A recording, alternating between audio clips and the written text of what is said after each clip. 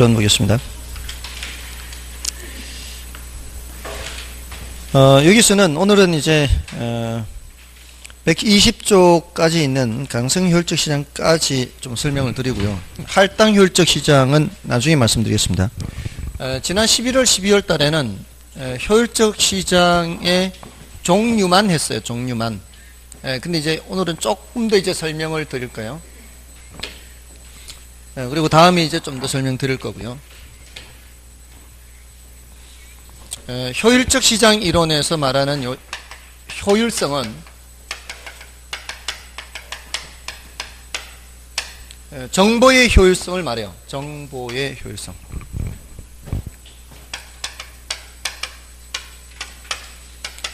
여기서 말하는 이 정보는 주식시장을 생각하시면 돼요.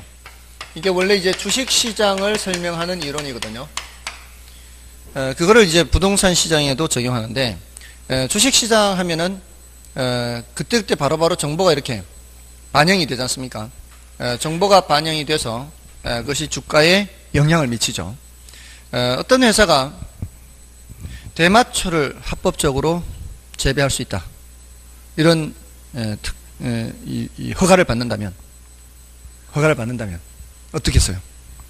그 회사는 엄청 주가가 올라가겠죠. 자, 그래서 지금 그 회사가 만약 그런 회사가 있다면 그 회사가 한 달 전에는 뭐 2, 3천 원 하던 주가가 지금은 4, 5천 원에서 이렇게 왔다 갔다 하고 있다면 그러한 정보가 어디에 반영되어 있는 상태예요? 주가에 지금 반영되어 있는 상태죠. 그러면 그거는 효율적이다 라고 할 수 있다는 거예요.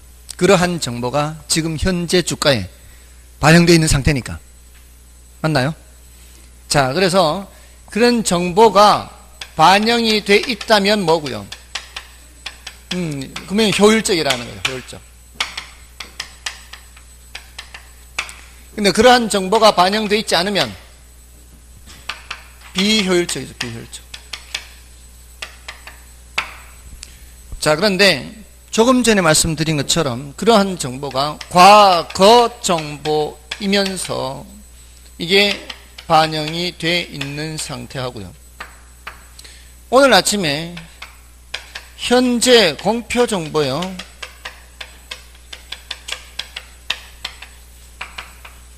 그것까지 반영돼 있다면 그것도 또 효율적이다 이렇게 할 수 있는데, 오늘 아침에 그 허가를 취소한다는 결정이 내려졌다. 허가를 취소한다 그러면 주가가 폭락하겠죠. 자, 그것까지 반영되어 있는 상태, 폭락해서 그거는 과거 정보뿐만이 아니라 뭐까지도 이제 반영됐어요. 현재 공표 정보까지 이제 반영돼 있잖아요. 과거에 반영됐던 것이 이제 다시 현재 공표 정보로 반영이 됐어요. 그래서 또 주가에 나타났다면 그것도 효율적인데, 요 정도의 효율성하고 요 정도의 효율성은 효율성이 다르다고 보는 거예요. 과거 정보만 반영되어 있는 상태는 약성 효율적 시장 이렇게 얘기하고요. 현재 공표 정보까지 반영되어 있는 상태를 준강성 효율적 시장 하는데, 이걸 준자를 붙인 이유는 내부 정보도 있단 말이죠. 내부 정보까지 반영되어 있다. 내부 정보까지 반영되어 있는 것은 현실적으로는 불가능해요. 아직 발표하지도 않은 정보가 시장에 주가로 반영되는 것은 불가능하죠. 그러겠죠. 그러니까 사람들이 어떻게 해요?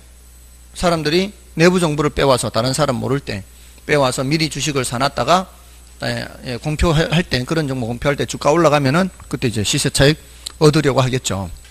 자, 그래서 이런 내부 정보가 반영되는 건 현실적으로 불가능하지만 이론적으로 조금 전에 완전 경쟁 시장을 얘기를 했던 것처럼 이런 것도 얘기를 하자면 강성 효율적 시장 이렇게 얘기하면서, 이거는 현실에 있는 시장이다 아니다? 현실에 있는 시장이 아니에요. 현실적으로 존재할 수 있는 시장은 이런 시장이에요. 그래서 지난 순환은 이렇게 그냥 구분만 했어요. 약성 효율적 시장, 중강성 효율적 시장, 강성 효율적 시장 구분만 했는데, 자, 오늘 조금 더 설명드리는 것은 이러한 시장에서 초과 이윤을 얻을 수 있는가? 이걸 묻는 거예요. 초과 이윤이란 이 단어는 정상 이윤을 넘어서는 이윤을 말해요. 정상 이윤을 넘어서는 거. 예를 들어서 내가 연봉 5천만 원 직장 생활 하다가 음식점을 하고 싶어서 음식점을 오픈을 한다라고 할 때 이것저것 다 떼고 인건비만 남는 상황이라면 초과 이윤이 발생하는 걸까요? 안 하는 걸까요? 그때는 초과 이윤이 발생하지 않는 거예요. 내 입장에서는. 그죠? 그냥 겨우 5천만 원 연봉 그냥 여기서 버는 거나 저기서 버는 거나 같은 거죠. 그런 식으로 따질 때의 개념이 정상 이윤이고요. 그걸 벗어나야 무슨 이윤? 초과 이윤이에요. 그러니까 예를 들어 자금을 1억의 자금을 내가 은행에 넣어놔도 2%는 정기예금을 받을 수 있는데 이걸 거기 넣지 않고 다른 데 투자했다면 최소한 2%는 나와야 그냥 정상 이윤인 거예요. 그보다 더 높은 이윤을 얻어야 초과 이윤이 발생하는 거죠. 거기에다 위험까지 고려한다면은 그렇죠. 위험까지 고려한다면은 한 4%, 5% 이렇게 벌어도 그게 과연 초과 이윤이 아닐 수도 있어요. 경우에 따라는. 왜냐하면 내가 위험한데 위험을 부담하면서 돈을 버는 것이기 때문에 내가 운 좋게 수익이 생겨서 5%가 생긴 거고 잘못하면은 마이너스가 될 수도 있는 거지 않습니까? 그런 걸 감안하면은 5%를 벌어도 그 버는 사람 입장에서는 초과 이윤이 아니라고 생각할 수도 있어요. 그렇겠죠? 그거보다 훨씬 더 큰 이윤을 얻어야 초과 이윤이 될 수도 있습니다. 아무튼 자, 그런 거를 감안한 게 이제 초과 이윤이거든요. 정상 이윤보다 더 올라가는 이윤. 요걸 무슨 이윤? 초과 이윤이라 그래요. 자, 그러면 시장이 이런 상황이라면은 약성 혈족 시장이라면 거기에 참여하는 대부분의 사람들은 이 정보를 잘 모르는 사람들이에요. 사실은 이 정도밖에 몰라요. 시장이 이런 상황이라면. 예를 들어 한 5, 60년 전 보세요. 5, 60년 전에는 정보가 전달되는 속도가 굉장히 느렸어요. 서울이 강남 개발이 언제부터 시작이 됐는가 하면은 1970년대 들어서거든요. 1970년대. 1970년대 강남 개발이 본격적으로 시작된 결정적 이유 중에 하나가 뭐가 있는지 아세요? 70년대 강남 개발이 이루어진 계기 중에 하나가 별로 관심 없죠. 그런 것들. 이게 저는 그런 거 이렇게 기사에 나오면 딱 눈에 띄거든요. 제가 아는 것들은 이제 기사를 보고 많이 아는데, 근데 그 결정적 계기 중에 하나가 바로 121 사태예요. 121 사태 들어보셨어요? 그것도 모르고 저것도 모르고 별로 관심이 없어요. 121 사태 김신조 내려왔던 거요. 김신조는 들어보셨어요? 그 무장공비. 그게 121이에요. 1월 21일. 그 무장공비가 어디까지 왔어요? 청와대 뒷산까지. 근데 그 청와대 뒷산이 어디를 지나온지 아십니까? 그 뒤에 청와대 뒤쪽에 그 산 너머에 평창동, 세금정 이 부자 동네를 지나온 거예요. 부자 동네를 무장공비들이 총 들고 통과해 온 거예요. 박정희 죽이려고. 그러니까 타겟을 부자들 타겟으로 잡았으면은 그 사람들 다 죽는 거죠. 그러니까 간담이 서늘해진 거죠. 자기 동네를 지나왔으니까 이 총 들고. 그래서 강남으로. 물론 이제 도시가 커지니까 강북으로만 안 되니까 이제 강남 쪽을 이제 개발해야 되겠죠. 그러면서 이제 70년대에 본격적으로 개발이 된 겁니다. 그래서 잠실 주공 1단지가 1975년도인가 그게 이제 생겼는데 그 잠실 주공 1단지가 우리나라에서 최초로 단지 내 생활이 가능하게끔 지어졌어요. 단지 안에 초등학교, 중학교, 고등학교 다 있어요. 학교가 다 있어요. 상가도 있어요. 단지를 벗어날 필요가 없어요. 그 1단지를 벗어날 필요가 없죠. 그러면서 이제 1단지, 2단지, 그 다음에 3단지, 4단지인가 5단지 있고 저쪽에 그렇게 지금은 다 이제 재건축해서 다 이제 고층 아파트로 다 바뀌었죠. 그 바뀌기 전에 이제 저도 거기를 여러 번 다녔었는데 아무튼 그렇게 된 거예요. 그러면서 70년대가 그렇게 강남이 개발된 거죠. 그러면서 서울대도 75년도에 지금의 위치로 서울대가 간 거죠. 그러면서 85년도에 지하철 2호선이 생긴 거예요. 예, 그때 85년 상당히 빠른 시기에 지하철 2호선이 생긴 거죠. 미리부터 도시 계획을 한 거죠. 그러니까 이미 보세요. 85년도에 지하철 2호선이 들어섰다는 얘기는 이미 계획은 그 이전 10년 이전에 벌써 계획은 있었다는 얘기죠. 그렇겠죠. 그러면 70년대에 그쪽으로 갔을 때 사람들이 땅값이 올랐다고 막 얘기를 할 거 아니에요. 논밭 치던 곳이 지금 막 들어선다 하니까 땅값 올랐을 거 아니에요. 근데 그때라도 사야 되는 거죠. 그때라도 올랐어도 그때라도 사야 그 뒤로 계속 후속 개발이 이루어지니까. 예, 그래서 제가 처음에 86학번인데 그 서울대 입구 지하철역에서 내려서 학교까지 걸어 올라가는 그 과정에 건물이 별로 없었어요. 밭이고 이런 것들이에요. 그리고 건물이 올라가지 않고 이제 테니스장으로 사용하고, 그러니까 건물 짓기는 애매하고 놀리기도 애매하니까 테니스장 같은 걸로 사용하는 거죠. 그러다가 지금 그 자리에는 이제 높은 빌딩이 들어선 거죠. 그러니까 그때 봤던 것들이 다 그냥 밭이에요. 밭. 이런 데가 지금 다 그냥 돈 있어요. 근데 사고 싶어도. 그러니까 그런 거를 제가 만약에 부동산에 대해서 제가 알고 관심이 있었더라면 저희 아버지한테 시골에 그 팔리지도 않는 농지 사지 말고 서울에 그냥 조그마 하더라도 조그마한 이 대지라도 하나 그냥 사놨으면 지금 제가 이렇게 일 안 해도 될지도 모르죠. 근데 시골에 팔리지도 않은 그런 땅을 사놔서 한 20년간 후에 그냥 평균적인 물가 상승 정도만 하는 이제 그러고 팔고 별로 남지도 않고 아무튼 그렇게 개발이 됐던 거죠. 아무튼 114 때 때문에 그 이제 강남 개발이 본격적으로 이루어졌죠. 아무튼 그 당시에 그 돈 벌었다는 사람들, 그 당시만 해도 70년대만 해도 사실 정보 전달 속도가 굉장히 느렸어요. 그러니까 정보를 그렇게 쉽게 입수할 수 있는 주변 사람들은, 그 고위직들 주변 사람들은 엄청 돈을 번 거죠. 그게 이 부동산을 사서. 그러니까 정보가 많이 느린 거죠. 정보가 많이 느린 상황에서는 이 말이에요. 그런 상황에서는 어떤 정보만 가져가더라도, 이런 정보만 가져가더라도 초과이윤을 얻을 수가 있겠죠. 예. 그런데 그런 게 쉽지 않은 거죠. 사실 대부분의 사람들은 이런 정보 이용하는데 이런 정보를 생각하기가 쉽지 않다는 거죠. 자, 아무튼 이러한 시장에서 초과이윤을 얻기 위해서는 어떤 정보를 가져가야 돼요? 이런 현재 공표 정보거나 또는 내부 정보를 가져가면은 초과이윤을 얻을 수가 있겠죠. 이런 시장에서는 어떤 정보? 내부 정보죠. 이런 정보를 가져가야 초과이윤을 얻을 수가 있을 거예요. 그 소리는 지금 시장에 반영되어 있는 정보보다는 더 우수한 정보를 가져가야 뭐를 얻을 수 있다? 초과이윤을 얻을 수 있어요. 그러니까 초과이윤을 얻기 위해서는 보다 우수한 정보를 이용해야 돼요. 보다 우수한 정보를 이용하면 뭐를 얻을 수 있다? 초과이윤을 얻을 수 있다는 거죠. 그런데 자, 여기 보세요. 내부 정보까지 반영되어 있는 시장이 강성효율적 시장이에요. 자, 그럼 내부 정보보다 더 우수한 정보가 있나요? 내부 정보보다 더 우수한 정보가 있을 수 있어요? 그거보다는 더 우수한 정보 있을 수가 없죠. 그렇다는 소리는 여기서는 어떤 경우에도 초과이윤을 얻을 수 있다, 없다? 초과이윤을 얻을 수 없다, 이런 뜻이에요. 됐죠? 어떤 경우도 초과이윤을 얻을 수 없다.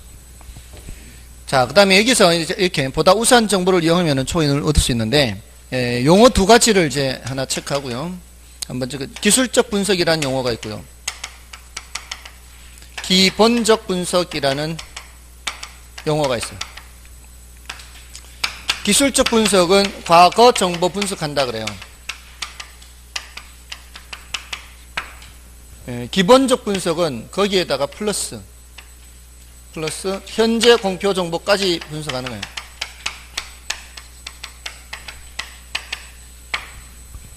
기본적 분석을 한다는 것은 뭐는 다 한다는 뜻이에요. 기술적 분석도 한다는 뜻이에요. 자, 그러면은 이런 시장에서 기술적 분석은 보다 우수한 정보 분석하는 건가요? 이런 시장에서는 보다 우수한 정보 분석하는 게 아니죠. 이래서는 초과인을 얻을 수가 없죠. 그러니까 약성효율적 시장에서는 기술적 분석으로 초과인을 얻을 수 있다 없다? 초과인을 얻을 수 없어요. 기술적 분석으로는 어떤 시장에서든 초과인을 얻을 수가 없어요. 여기도 기술적 분석으로는 초과인을 얻을 수 없죠. 맞나요? 기술적 분석은 뭘 분석하는 거니까? 과거 정보 분석하는 거니까. 과거 정보 분석에서는 어디에서도 초과인을 얻을 수가 없어요. 근데 요거 기본적 분석으로는 여기에서는 보다 우수한 정보를 분석하죠. 여기에서는 뭐를 얻을 수 있고요. 초과인을 얻을 수 있어요. 근데 여기서는 초과인을 얻을 수가 없죠. 여기서도 초과인을 얻을 수가 없죠. 됐나요? 그 용어를 익혀두시면 돼요. 기술적 분석, 기본적 분석. 자, 요게 이제 그 효율적 시장 이론에서의 설명입니다. 118쪽을 보시면 118쪽의 괄호 1번에 동그라미 2번 보시고요. 효율적 시장 이론에서 시장의 효율성이란 부동산 시장이 새로운 정보를 얼마나 지체 없이 가치에 반영하는가 하는 것을 말한다. 그러니까 즉 정보의 효율성을 의미한다. 그리고 새로운 정보 지체 없이 가치에 반영되는 시장을 효율적 시장이라 하고 그 효율적 시장의 분류에 약성효율적, 중강성효율적, 강성효율적 반영되는 정보의 수준에 따라 이렇게 나누는 거죠. 그리고 그 약성효율적, 중강성효율적 여기서 각각 약성효율적 시장에서는 곧 기억의 두 번째 줄에 기술적 분석 있죠. 그 기술적 분석으로서는 초과인을 얻을 수 없다 이런 내용 하고요. 기술적 분석으로는 약성이든 중강성이든 강성이든 다 초과인 얻을 수 없죠. 그 다음에 동그라미 3번에 준강성 효율적 시장 있죠. 여기서는 어떤 새로운 정보가 공표된 즉시 시장 가치에 반영된 시장 준강성 효율적 시장이라 한다. 그리고 현재 공표된 정보를 토대로 시장 가치 변동을 분석하는 것을 기본적 분석이라고 하며 준강성 효율적 시장의 시장 참여자들은 모두 기본적 분석을 하고 있다고 전제되므로 기본적 분석을 하여 투자를 한다고 하더라도 정상 이상의 수익을 획득할 수 없죠. 됐고요. 자, 나머지는 여러분이 좀 읽어봐 주시고요. 넘어가셔서 동그라미 3번 강성효율적 시장에서는 좀 전에 어떤 경우에도 초과인을 얻을 수가 없다 그랬죠. 자, 그 다음에 괄호 3번은 나중에 맨 밑에 120쪽 맨 밑에 괄호 3번 있죠. 나중에 이런 거는 이제 따로 시간을 내서 볼 필요 없이요. 저하고 같이 볼 때 그때 설명을 들으시면 되겠습니다.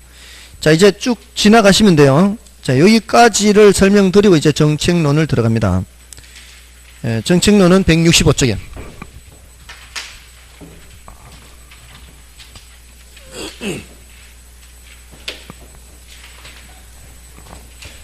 지금 세종시 인구가 어느 정도 된다고 합니까? 23만? 9만? 27만 8천요? 언제 기준으로? 카운팅이 돼요? 최근에요? 27만 8천요? 지금 목표가 얼마죠? 목표가 50만인가요? 60만인가요? 50만인가요? 50만을 언제 기준으로 하는 거죠, 이게? 2020인가요? 30인가? 20년요? 그러면 2년밖에 안 남았는데? 2년 만에 이렇게 늘어날 수 있을까요? 계획을요? 우와. 제가 왔을 때 10몇만이었거든요. 저 지금, 그러고 보니까, 저 토주대금이라도 해도 될 정도예요. 제가 왔을 때는 1000마을밖에 없었으니까. 조치원, 대평리, 뭐, 이런 데 빼고는, 아무도 없었으니까. 제가 터줏대감. 세종시 터줏대감. 앞으로 거의 2배 가까이 올라가는데 20년이면은 그때는 처음에야 많이 올라갔겠지만 빠른 속도로 이제는 점점 둔화되지 않을까 싶기도 한데요. 어디에다 다 이렇게 하죠. 지금 1, 2, 3까지는 다 됐고 지금 4 생활권이 어디죠? 지금 예? 4, 5, 6 되겠죠. 지금 4, 5, 6 제가 6 생활권까지는 이렇게 편말 봤는데 그 앞으로 그렇게 되면은 뭐 금방 되긴 하겠지만 건물만 들어서고 사람 안 들어오면 지금 정부 부처는 다 내려왔잖아요. 덜 내려왔나요?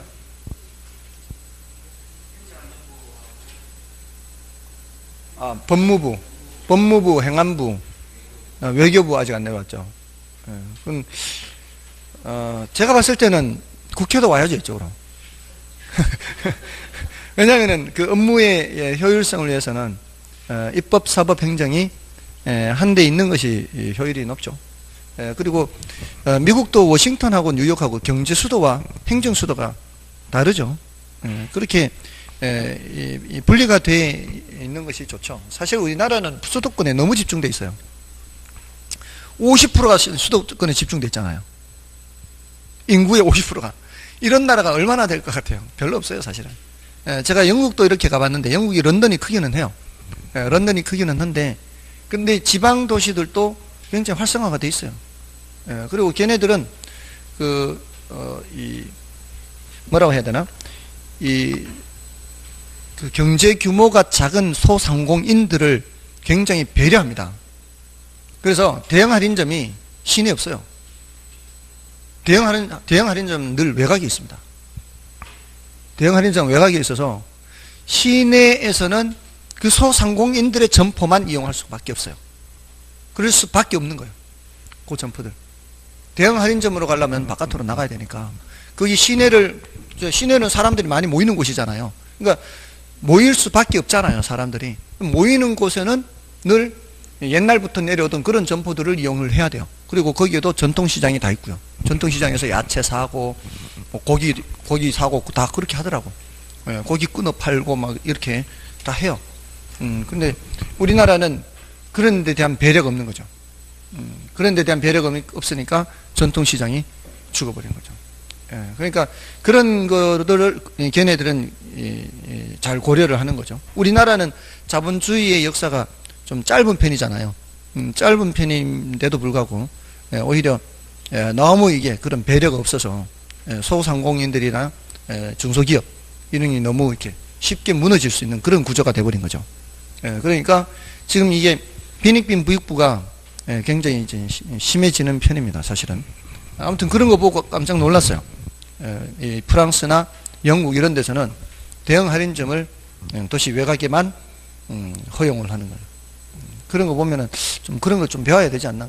그러니까 우리나라는 너무 대기업 위주의 정책을 계속 지속을 해와서, 물론 그걸로 짧은 기간 내에 성장은 했지만 그게 이제 지금 부작용이 나타나는 거죠. 그리고 IMF 때도 정부와 국민의 힘으로 기업들을 살려놨잖아요. 그 공적 자금을 투입했지 않습니까? 그 공적 자금이 결국은 국민의 세금으로 나간 거 아니에요. 국민의 세금이니까 이제 정부는 재정 적자가 나타난 거죠. 그때부터. 그렇게 해서 기업을 키워놓은 거예요. 기업을 살려놨지 않습니까? 구조조정 지원해주고. 자, 이렇게 했는데 그 이후에는 기업들이 또 이 고통분담, 이 고통분담 차원에서 이렇게 또 이렇게 알아서 월급 많이 주고 이렇게 해야 되는데, 그동안에 그 직원들의 임금 상승 정도 하고요, 그 기업들의 이윤 축적 정도가 달라요. 이윤 축적은 더 빠른 속도로 올라가고요. 근데 임금 상승은 더 느린 속도로 올라가는 거죠. 그러니까 이 기업이 번 돈이 직원들한테 안 내려가는 거죠. 그러니까 이제 기업은 돈이 많은 상황인데 가게와 정부는 적자인 상황이죠. 그러니까 이 3대 경제 주체라 그래요, 경제학에서는. 3대 경제 주체인 가게, 기업, 정부 이렇게 얘기하는데, IMF 때는 기업이 문제가 생겼던 거 아니에요. 이 가게와 정부의 힘으로 도와줬는데, 지금은 가게와 정부가 지금 마이너스고요, 기업이 지금 많이 남아 돌고 있는 상황이거든요. 근데 이게 고통 분담을 하라고 하면은 이게 기업들이 알아서 해줘야 되는데 이게 안 되거든요. 기업은 이윤 추구가 요새 우선 목적이니까. 아무튼 좀 그렇습니다. 자, 이제 정책론 들어가겠습니다. 정책론에서는 정부의 개입이라는 주제가 있고요. 토지시장에 개입하면 토지정책, 주택시장에 개입하면 주택정책, 그와 별도로 부동산 조세 이렇게 하는데, 그게 뭐 토지의 조세가 부과될 수도 있고 주택의 조세가 부과될 수도 있죠. 근데 이제 많은 경우 우리 개론에서는 주택의 조세가 부과되는 경우를 더 많이 얘기해요. 세법에서야 뭐 다 얘기하겠죠. 토지든 주택이든 다 세법에서 얘기하겠지만 결혼에서는 이쪽을 조금 더 많이 얘기를 해요. 토지보다. 자, 이런 주제들인데 정부 개입은 다시 둘로 나누어져서요. 정부의 시장 개입 필요성이라는 주제가 있고요. 정부의 시장 개입 수단이라는 주제가 있어요. 왜 개입하느냐 하는 부분하고 어떻게 개입하느냐 하는 부분이 있어요. 그 다음에 토지정책에서는 지역지구제 하는 게 있고요. 그 다음에 지역지구제 연장선상에 있는 TDR, 개발권 양도제라고 하는 게 있고요. 토지은행제도 하는 게 있어요. 토지비축제도라 그래요. 그 다음에 주택정책에서는 임대료 규제 굉장히 중요하죠. 해마다 출제되는 주제라고 볼 수 있어요. 거기에 분양가 규제하는 게 있고요. 성격이 똑같아서 늘 함께 말씀을 드립니다. 이거는 분양시장이고 이건 임대시장이고, 그 다음에 임대료 보조하는 게 있고요. 그 다음에 공공임대주택 공급하는 게 있어요.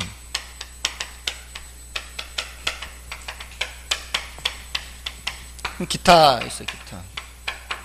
그 다음에 부동산 조세는 뭐 조세 전가 뭐 이런 내용들이 있는데 오늘 요 정도까지 말씀드릴 계획이에요. 요거는 성격은 같은데 분양시장이고요. 임대시장인데 요거 하나를 확실하게 기억하면 구조는 똑같아서 나중에 생각하기가 쉬울 겁니다. 그래서 오늘 여기까지 말씀드릴 거예요. 그래서 여기서부터 이제 말씀드리면 정부가 시장에 개입하는 이유, 필요성, 그 다음에 수단. 자, 이것도 이제 둘둘씩 나누어진다 이렇게 보시면 돼요. 여기는 셋이긴 한데 출제는 주로 2개만 출제가 돼요. 왜 개입하느냐 하는 것은 시장이 뭔가를 못하기 때문에 개입하는 거예요. 그죠? 정부가 어디에 개입하는 거예요? 시장에 개입하는, 시장에. 왜 시장에 개입할까 하면은 시장이 뭔가를 못하니까. 그죠? 그럼 시장이 뭘 못할까요? 조금 전 시간에 했던 시장의 기능. 무슨 기능? 자원 배분 기능. 이걸 제대로 못하니까. 이런 현상을 무슨 현상? 시장 실패라는 현상이죠. 시장 실패가 발생하니까. 시장이 뭘 실패하는 거예요? 자원 배분 기능을 실패한다. 이렇게 번역하면 돼요. 그걸 줄여서 뭐라고 한다고요? 시장 실패요. 시장이 뭘 실패한다? 자원 배분 기능. 앞에서 했잖아요. 시장 기능이야. 자원 배분 기능. 그 자원 배분 기능을 제대로 못하니까 누가 개입한다? 정부가 개입한다. 자, 그걸 시장 실패를 수정하기 위해서 그래요. 시장 실패 수정. 그죠? 자, 또 하나는 처음서부터 시장이 할 수 없는 거예요. 이거는 시장한테 맡겨놓은 거잖아요. 원래는. 자원 배분 기능은 원래 시장한테 맡겨놨는데 그 시장이 제대로 못하니까 개입하는 거고, 또 하나는 처음서부터 시장이 못하는 거. 그거는 소득 분배의 형평성 측면이에요. 이런 거는 조금 전에 말씀드렸듯이 기업이 이제 알아서 이렇게 막 돈 퍼주고 이런 거 안 한단 말이죠. 형평성 측면은 고려 안 해요. 시장이 고려 안 합니다. 그러니까 그런 건 처음서부터 안 하니까 누가 하는 수밖에 없어요? 정부가 하는 수밖에 없죠. 정부가 한다는 게 뭐예요? 결국 세금을 걷어서 나눠주는 거죠. 그러니까 만약 극단적인 상황이 된다, 극단적으로 얘기하자면 기업들한테 세금을 많이 매기는 거죠. 법인세 매기는 거죠. 그러니까 사실은 이걸 기업들이 어느 정도를 이렇게 국가 경제를 생각한다면은 그렇게 해야 되는데 그 기업들은 자기 혼자 희생할 수는 없잖아요. 그러니까 할 수 없이 정부는 법인세를 더 올리는 수밖에 없죠. 근데 이제 그것도 또 문제 있어요. 사실은 법인세를 올려버리면 기업들이 외국으로 또 나가버린단 말이죠. 그죠? 참 쉽지 않습니다. 그러니까 이런 이유 때문에 결국은 점점 더 빈익빈 부익부 현상이 심해질 거다라고 얘기하는 거예요. 쉽지 않으니까. 그러니까 지금 보세요. 최저임금 하지 않습니까? 최저임금. 최저임금 하니까 올렸지 않습니까? 최저임금을. 최저임금 올리니까 어떤 현상이 나타납니까?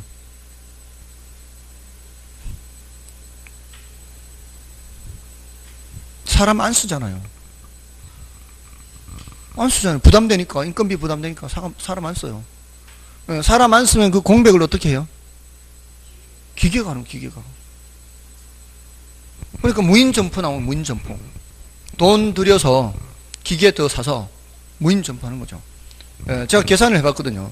24시간 돌아가는데 24시간 돌아가는데 그 편의점 직원을 한 명을 24시간을 돌리면은 한 달에 200 몇십만 원 나와요. 250만 원. 250만 원. 24시간 돌리는 편의점. 두 사람 쓰면은 인건비 500만 원 나와요. 그러면 주인하고 그 사람이 번갈아 한다고 쳐보세요. 12시간, 12시간. 주인 12시간 해야 돼요. 예, 한 사람, 해서 두 사람이 돌아간다고 할 때, 한 사람 몫은 자기가 하더라도, 매일 12시간은 자기가 하더라도, 나머지 12시간은 직원을 알바를 쓰더라도 250 나와요. 그럼 얼마를 벌어야 된다는 얘기예요. 다른 거 다 떼고 500을 벌어야 그 인건비 나가고 250, 자기 인건비 250까지 가는 거예요. 그죠? 그러니까, 무인점포가 생기는 거죠. 좀 말씀드렸었나요? 무인점포? 커피집. 커피집이 무인점포가 있어요. 직원은 한 사람만 있어요. 그 사람은 이제, 바리스타 한 사람만 있어요. 주문하는 거를 전부 다, 저걸로 해요. 터치 패널로, 카드 넣고 주문하는 걸 이렇게 해요. 그러면 직원 한 사람은 계속 그냥, 바리스타는 그걸 해서 그냥, 뽑아주기만 하면 되는 거죠. 그러니까 한 사람만 있으면 돼요. 한 사람 점포. 그러니까 한 사람, 보세요. 한 사람 덜 쓰는 거잖아요. 한 사람 덜 쓰는 거, 한 달에 인건비가 예를 들어 150이라 치더라도, 24시간 안 돌아가니까, 150이라 치더라도, 그 150이면은 1년이면 얼마요? 1800이죠. 그 기계값 1800 되겠냐, 이 말이에요. 이 터치 패널. 1800이 안 되면 하는, 1800이라 해도 1년 돌리면은 임금비 빠지는 거죠. 뭔 뜻인지 아시겠죠? 그러니까, 최저임금제를 시행해서 임금을 올려버리면 아예 사람을 안 써버리니까 오히려 갈 자리가 없어지는 거죠. 그나마도 벌 기회가 줄어드는 거죠. 이런 문제가 생기는 거예요. 경제가 그렇게 쉽지 않아요. 어떤 정책이라는 것이. 참 어렵습니다. 아무튼 시장이 제대로 못하니까 어떻게 개입하는데, 이거는 시장한테 맡겨놓은 기능을 시장이 실패할 때 개입하는 거고, 사회적 목표를 달성하는 거는 처음서부터 누가 못하니까, 시장이 못하니까 개입하는 거예요. 그 다음에 어떻게 개입하느냐 할 때는 이게 세 가지인데, 직접 개입하느냐, 간접 개입하느냐. 요거 이제 주로 출제는 요거예요. 요거 직접 개입, 간접 개입. 그리고 토지 이용 규제는 이런 게 있다는 정도예요. 여기는 출제가 되는 것은 아니에요. 여기에서 출제가 되니까 요걸 위주로 기억하시면 되죠. 그리고 여기서는 여기에서만 출제가 됐어요. 그러니까 요거 두 개, 요거 두 개. 그러니까 항목은 여러 개 있어도 중요도의 강약은 다른 거죠. 자, 그래서 이쪽에 시장 실패 수정하는 거고요. 여기는 사회적 목표 달성하는 거죠.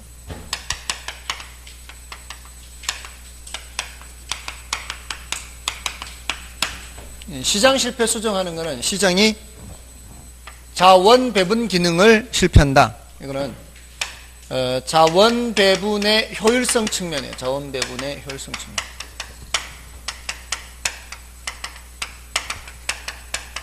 자원을 어떻게 사용하기 위해서 개입하는 거라고요? 자원을 효율적으로 사용하기 위해서 개입하는 거예요. 근데 이거는 사회적 목표 달성은 주로 소득 분배의 형평성 측면.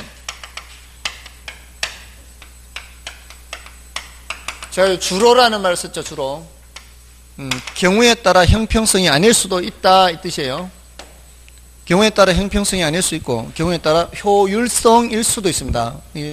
양면성을 다 갖고 있는데, 그렇지만 주로고, 여기는 전부 다 뭐예요? 자원 배분의 효율성 측면이다, 이렇게 얘기합니다. 그리고 이런 측면에 개입하는 것을 정부의 경제적 기능을 수행한다 그래요. 경제적 기능. 이런 기능은 정부의 정치적 기능을 수행한다, 또는 정책적 기능을 수행한다 그래요.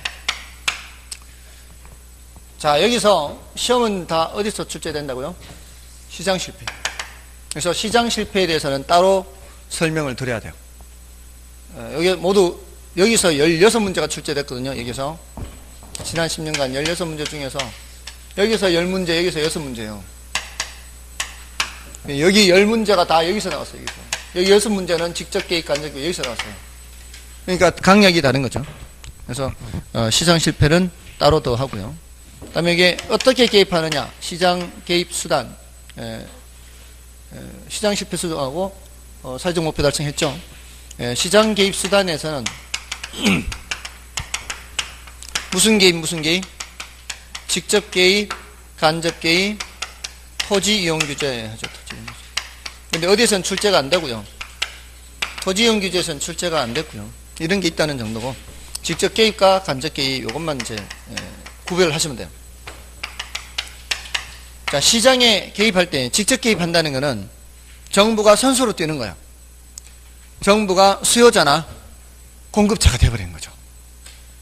수요자나 공급자가 돼버린 게 무슨 개입? 직접 개입. 수요자나 공급자 역할을 하는 거예요. 간접 개입은 수요자나 공급자 역할을 하는 것은 아니고 각종 지원이나 보조, 세금을 매기거나 부담금을 매기는 거예요. 이거는 정부가 사거나 팔거나 하진 않죠. 이거는 뭐예요? 정부가 취득하거나 정부가 공급하거나 이렇게 하는 게 직접 개입이에요. 그러니까 정부가 원래 하는 역할은 운동 경기로 치자면 룰을 만들고요. 그 룰에 맞게 반칙하지 않고 경기하는지 수요자나 공급자를 감시하는 역할을 하는 게 원래 정부가 하는 역할이에요. 그래야 되겠죠. 자, 근데 심판 보는 것도 하고 다 이렇게 해야 되는데 정부가 시장에 개입한다는 것은 정부가 선수로 뛰는 거죠. 수요자가 되거나 공급자가 돼버린 거예요. 이게 무슨 개입? 직접 개입이죠. 네, 그런 게 바로 뭔가 하면은 예를 들어 여기 토지 비축제도. 토지 비축제도는 토지를 비축하는 거는 정부가 사야 될 거 아니에요. 수요자예요. 이게 공공임대주택 공급. 누가 공급하는 거예요? 정부가 공급하는 거죠. 직접 개입이. 그죠? 여기 임대료 보조는 뭐예요? 간접 개입이죠. 정부가 사거나 팔지 않잖아요. 사거나 파는 게 아니라 보태주잖아, 돈을 보태주거나 지원해주거나. 간접 개입. 지역지구제는? 지역지구 요거. 토지 이용 규제의 대표적인 게 지역지구제. 이건 토지 이용을 바람직한 방향으로 유도하는 거예요. 지역지구제라든가 또는 건축규제라든가 각종 계획규제가 있어요. 근데 이거는 뭐 별로 중요하진 않고요. 이런 게 있다는 정도고요. 이거 구분하는 거죠. 자, 이게 이제 공용 수용도 들어가고요. 공용 수용. 수용 아시죠? 강제로 취득하는 거. 수용하는 거. 또 공용 개발, 이게 뭐예요? 공용 개발. 공공주체가 운영해서 개발하는 거죠. 그래서 분양, 공공택지 분양하는 거. 이게 다 뭐예요? 수요자나 공급자 역할을 하는 거죠. 됐나요? 요거 말고도, 이쪽에 있는 거 말고도, 비축하거나 공급 말고도. 자, 이거 구별하는 문제가 많이 나왔다고요. 섞어놓고, 다음 중 직접 개입과 간접 개입이 바르게 짝재 증서. 직접 개입 수단은 몇 개인가? 간접 개입 수단은 몇 개인가? 이런 식으로. 맞나요? 별로 어렵지 않죠? 이건 별로 어렵지 않아요. 자, 뭐가 문제예요? 시장 실패가 문제, 시장 실패. 시장 실패는 워낙 중요해요. 열 문제가 전부 다 시장 실패에서 나왔으니까. 자, 그래서 시장 실패는 따로 더 얘기하는 거예요. 지금 계속 어디 하고 있는 거예요? 지금 여기 부동산 정부의 시장 개입 필요성. 여기까지는 다 된 거나 다름없어요. 내용이 많지 않아요, 얘는. 많지 않은데 여러 번 출제된 거고요. 여기 중에서도 시장 실패가 워낙 중요하기 때문에 시장 실패를 따로 설명드리는 거예요. 자, 그래서 우리 교재에서는 그 165쪽에서부터 169쪽까지는 별로 중요한 게 아니다 이 말이에요. 일단 그런 거는 지나가시고요. 170쪽에 정부의 시장 개입 필요성 있죠. 자, 거기에서 보시는데 그 개설은 1번 개설은 그냥 참고로 보시면 되고요. 그 2번에 시장 실패 수정과 사회적 목표 달성 이렇게 돼 있죠. 자, 그게 이제 두 가지 이유죠. 시장에 왜 개입하느냐, 그런 이유 때문에 개입한다. 그래서 시장 실패 수정, 사회적 목표 달성 나왔고요. 시장 실패는 워낙 중요하니까 171쪽에 따로 얘기하고 있죠. 자, 거기서는 시장 실패 뜻은 뭐고요? 뜻은 계속 설명드렸어요. 시장이 뭘 실패하는 거예요? 자원 배분 기능을 실패하는 거예요. 시장이 자원 배분, 자원 배분이란 말이 계속 나오고 있죠, 지금. 그게 이제 시장의 가장 중요한 기능이기 때문에 그래요. 자, 뜻은 그렇고요. 시장이 자원 배분 기능을 실패하는 거예요. 그 원인이 뭐가 있냐, 원인이. 이 원인을 이제 알고 계셔야 돼요. 원인을 알아야 되는데, 외공불비, 그래요. 외부 효과고요. 공공재, 불안전시장, 비대칭 정보. 외부 효과. 공공재, 불안전시장, 비대칭 정보.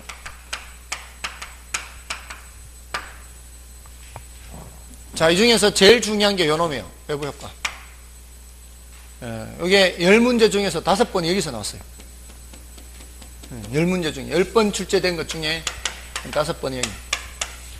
그 다음에 여기 지난 10년간 얘가 이제 한 번 됐는데요.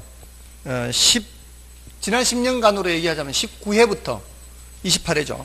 18회 때 출제되고 그 이후에 한 번 더 출제돼서 작년까지만 해도 2번이라고 했는데 이제 18회 때 빠져나갔으니까 이제 19회부터 28회까지는 한 번이긴 해요. 한 번. 근데 다른 것들은 그냥 지문으로만 등장하는데 그래도 얘는 따로 독립된 문제로 그렇게 물은 정도예요. 그만큼 이제 더 중요하다는 거죠. 그래서 외공불비 이렇게 기억하시고요. 자, 외부 효과는 워낙 중요하니까 또 따로 얘기해야 돼요. 외부 효과는 따로 얘기해요. 더 중요하니까. 다른 것들을 이제 말씀을 드리면, 자, 얘네들이 이제 시장 실패 원인이 되는데, 얘네들이 이런 현상이 나타나면은 자원을 효율적으로 배분한다, 그렇지 않다. 자원을 효율적으로 배분하지 않는다는 얘기예요. 그럼 어떻게 자원을 효율적으로 배분하지 않느냐?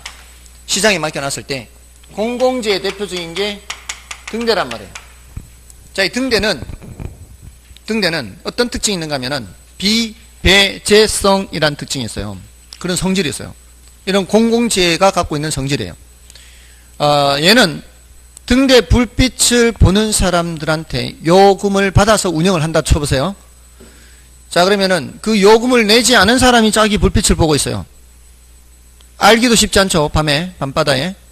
설령 안다 한들 저기 밤바다에는 요금을 낸 사람도 있고 안 낸 사람도 있단 말이에요. 만약에 요금으로 그렇게 운영을 한다면, 그럼 요금을 안 냈으니까 저놈을 못 보게 하려면은 불빛을 가려야 되겠죠. 그러면 낸 놈도 못 보겠죠. 그러니까 못 보게 할 수 있는 방법이 없어요. 이걸 뭐라고 하는가 하면은 비배제성이라고 그래요. 이런 단어들을 기억해야 돼요. 비배제성.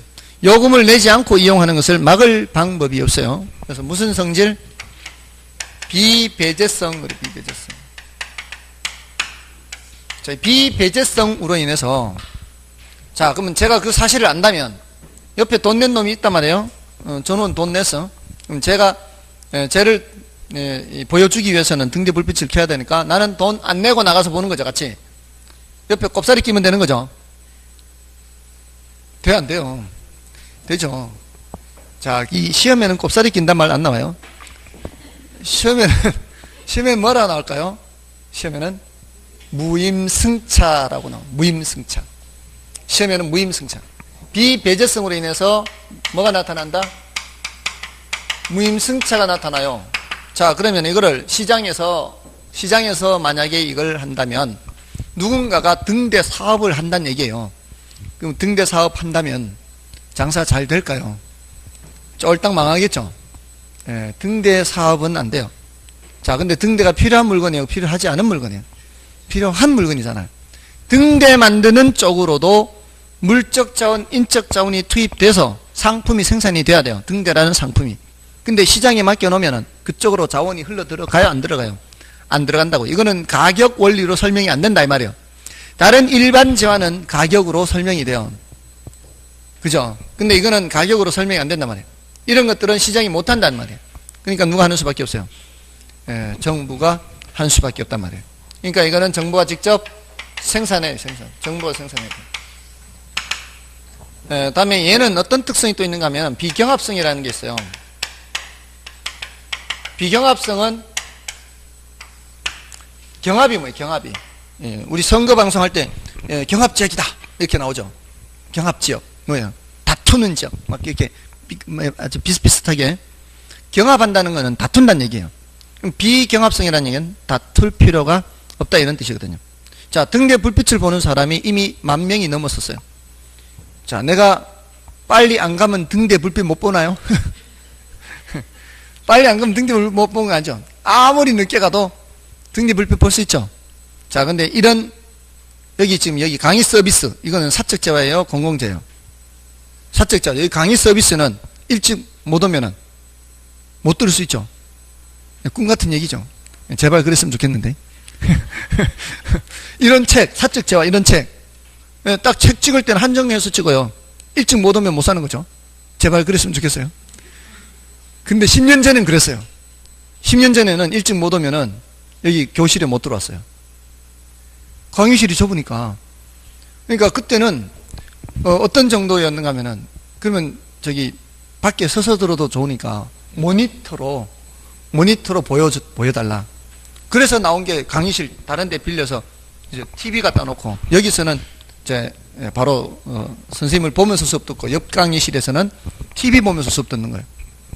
또 특강 같은 거 할 때는, 특강은 또 따로 받잖아요. 뭐 다른 데서 오기도 하고. 특강 같은 거 할 때는 막 복도에서도 제발 그랬으면 좋겠어요. 그럴 때가 있었어요. 그럴 때가. 예, 그게 10년 넘었어요. 예, 그때는 정말 부동산 하면은 이제 부동산 불패. 그렇게 해서라도, 예, 그때 해서 나간 사람들, 나가신 분들이 저보다 돈 훨씬 더 많이 벌었어요. 예, 저도 진작에 합격해서 그렇게, 예, 나가서 벌 걸. 그죠?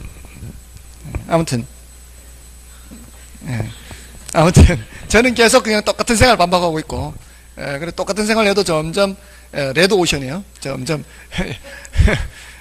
내리막길 가고 있고. 자, 아무튼 사적 재화는 경합적이죠. 얘는 비경합성이에요.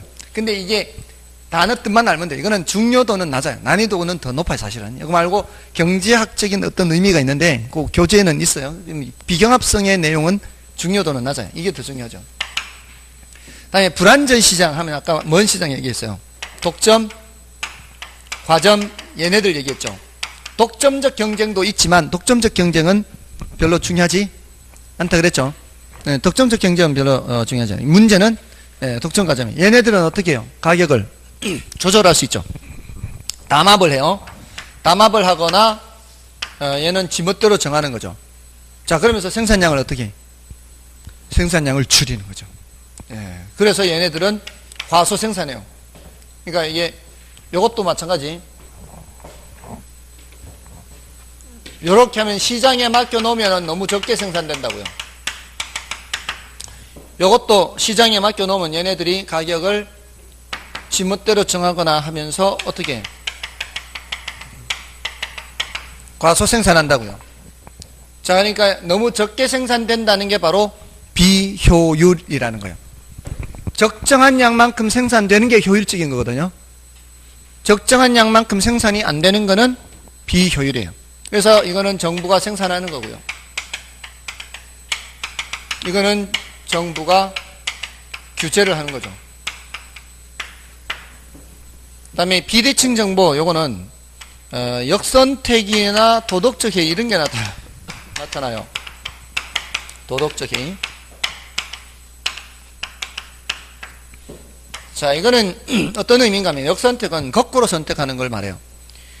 정보가 비대칭이라는 얘기는 어느 한쪽은 정보를 갖고 있고 다른 한쪽은 정보를 갖고 있지 않고, 이런 경우를 비대칭 정보라 그래요. 자, 이럴 때 역선택은 정보를 갖고 있지 않는 쪽에서 당하는 것을 말하고요. 이거는 정보를 갖고 있는 쪽에서 이런 행동을 해요. 뭐를 해주더라고 하죠. 정보를 갖고 있는 쪽에서. 예를 들어서 역선택 같은 경우는 이제 둘 다 보험시장에서 많이 얘기하는데, 보험사 입장에서는 고객을 받을 때 저게 안전하게 운전하는 사람이 더 바람직한 고객이겠죠. 또 험하게 운전하는 사람은 별로 안 좋겠죠. 자, 근데 저 사람이 험하게 운전하는지 안전하게 운전하는지 알 수 있는 방법이 별로 없어요. 그죠? 예, 그러니까 그냥 대충 연령으로만 구분할 수밖에 없어요. 좀 젊은 사람일수록 조금 험하게 운전할 가능성이 많고, 예, 젊은 그 기운에, 나이가 든 사람들은 조금 더 안전하게 운전할 가능성이 많으니까 뭐 연령대를 좀 올라가면은 좀 보험료가 싸지죠. 그 정도밖에 안 돼요. 실제로는 안전하게 운전하는지 험하게 운전하는지 잘 모르는 거죠. 보험사 입장에서는. 근데 운전자들은 자신이 안다라고 생각을 해보세요. 안전하게 하는 편이에요? 험하게 하는 편이에요? 험하게 하는 편이에요? 굉장히 솔직하시네요. 안전하게 해요? 안전하게? 말은 다 그렇게 해요. 자, 근데 보험료를 매길 때, 자, 이 두 분의 차이를 보험사가 알 수 있나요? 몰라요. 그러니까 똑같은 보험료를 매기는 거예요. 똑같은 보험료를 매기니까, 자, 이분은, 하루 걸러 하루씩 사고를 내요. 여기는 지금까지 낸 보험료가 아까워요. 자, 이런 상황이 있을 수 있죠. 자, 그러면은 정부가 만약에 강제 가입을 규제를 안 한다면, 한참 운전하다 보면은 내 보험료가 아깝다는 생각 들어요. 그럼 이런 사람들은 가입을 안 하는 거죠. 이런 분들은 계속 가입해야 되겠죠. 그러면은 평균적인 보험료를 받았는데 이런 사람만 남아버리면 다음 연도에 결산을 해보면은 손해율이 높아서 보험금 지급액이 더 많겠죠. 그죠? 손해본다고요. 자, 그 다음에는 보험사에서 어떤 얘기가 나와요? 보험료를 올려야 되겠죠. 그럼 보험료를 올리면 그나마 가입되어 있던 사람 빠져나가고 카레이스 수수만 남는 거예요. 자, 이러면 또 손해보는 거죠. 자, 이러면 결국 보험회사가 성립할 수가 없어요. 보험시장이 형성이 안 된다고요. 보험상품 자체가 만들어지지 않아요. 보험상품도 상품이에요. 그럼 보험상품이 생산이 돼요, 안 돼요? 안 된다고요. 이것도 뭐예요? 과소생산이. 이러면 어떻게? 이건 정부가 또 규제를 해야죠. 강제 가입을 시키는 거예요. 강제 가입. 그래서 지금은 책임보험 정도는 최소한 강제로 가입시키지 않습니까? 그렇지 않나요? 그런 거. 됐나요? 자, 이게 전부 다 정부가 개입하는 거죠. 정부가 개입하는 거예요. 그런데, 정부가 개입하는데, 자, 이 정부 개입이에요. 자, 요것만 지금 안 하고 있어요. 요건 따로 할 거예요. 요것도 하나는 과소생산 또는 하나는 과다생산이에요. 과다생산. 요것만 요렇게 구분돼요. 두 개가 있어, 두 개가. 과소생산될 때는 요건 보조해서 더 많이 생산되게 하고, 과다생산할 때는 요것도 규제해서 또 많이 생산량을 줄이게 하거든요. 이게 다 뭐예요? 정부가 개입하는 거예요. 이게 뭐가 나타나고 있고요. 시장 실패가 나타나고 있어요. 이러한 이유들 때문에 너무 적게 생산되거나 많이 생산되면은 뭐가 나타나는 거라고요? 시장 실패가 나타나는 거고. 그래서 정부가 개입해서 이제 효율성을 높이려고 하는데 반드시 개선되는 것은 아니고 뭐가 나타날 수도 있다? 정부 실패가 나타날 수도 있어요. 정부 실패. 그 정부 실패는 뭔가 하면은 정부가 개입했는데도 효율성이 개선되지 않거나 더 악화될 수도 있는 그런 현상을 말해요. 왜냐하면 정부도 결국 사람이 하는 거죠. 공무원이 하는 거예요. 공무원이. 근데 공무원이라고 해서 정보가 완벽할 수는 없고요. 공무원이 공복이라고 하죠. 공복. 모두의 종이잖아요. 종복자. 모두의 종이라고 생각하면서 출퇴근할까요? 그냥 직장생활 하는 거예요. 나 회사 갔다 올게 하는 거지. 누가 종이라고 생각하면서 하겠어요? 물론 그런 사람들도 있겠죠. 투철한 공복의식으로 나는 오로지 국민을 위해서 내 한 몸 희생해야 되겠다. 이런 분들도 있지만 그렇지 않은 사람도 많다는 거죠. 그러니까 관료의 이익을 위해서, 자신의 이익을 위해서 행동하는 사람도 있으니까, 그래서 뭐가 나타날 수 있다? 정부 실패가 나타날 수 있다는 겁니다. 됐죠? 여기 하나의 흐름이에요. 하나의 흐름. 그러니까 여기서 지금 정부와 시장에 왜 개입하느냐, 어떻게 개입하느냐에서 어떻게 개입하느냐는 것은 직접 개입한다, 간접 개입한다. 선수로 뛰는 거, 각종 지원해주고 보조해주는 거, 이런 게 있고요. 자, 여기서는 시장 실패를 수정하기 위해서 개입하는 것도 있고 사회적 목표를 달성하기 위해서 개입하는 게 있는데, 이거는 이 정도예요. 그냥 이 형평성 측면에서, 자원배분의 소득분배 형평성 측면에서 하는 거고, 주된 내용은 이쪽 시장 실패 수정에 있습니다. 근데 그 시장 실패 원인 외공불비 있죠. 이런 외공불비가 나타나면은 뭐가 나타나는 거예요? 시장 실패가 나타나고, 시장 실패가 나타나니까 정부가 개입을 하고, 근데 정부가 개입한다고 해서 반드시 개선되는 것은 아니다. 정부 실패가 나타날 수 있다. 됐죠? 자, 여기에서 외부 효과는 더 중요하니까 따로 더 말씀드린 거예요. 좀 쉬고 하겠습니다.